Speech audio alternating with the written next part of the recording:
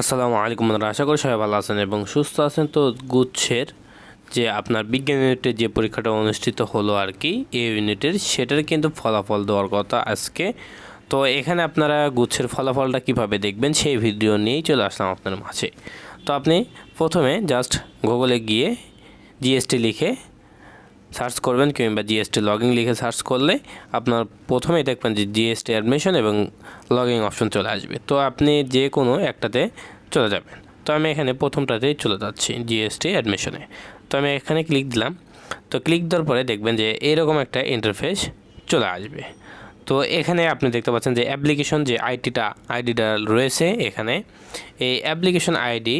তো এই অ্যাপ্লিকেশন আইডির এই যে আপনার ফাঁকা যে জায়গাটা রয়েছে এখানে আপনার ওই যে অ্যাপ্লিকেশন আইডিটা রয়েছে সেটা দিতে হবে এবং এই যে পাসওয়ার্ডটা রয়েছে সেই পাসওয়ার্ডটা আপনারা এখানে দিয়ে দেবেন। তো এটা আমি দিয়ে লগইন দিচ্ছি।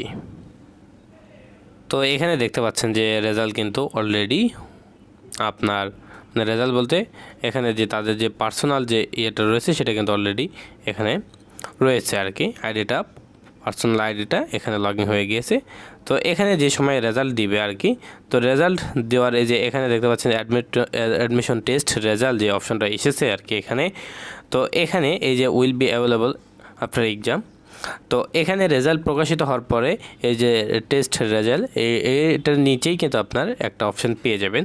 তো সেখানে ক্লিক দিলেই কিন্তু আপনার রেজাল্টটা আপনি দেখতে পারবেন এবং আপনার মেরিট লিস্ট কত এসেছে সেই মেরিট লিস্টটাও কিন্তু আপনি এখান থেকে দেখতে পারবেন। তো আশা করি সবাই বুঝতে পারছেন। সবাই ভালো থাকবেন, সুস্থ থাকবেন, আমাদের সাথে থাকবেন। আসসালামু আলাইকুম।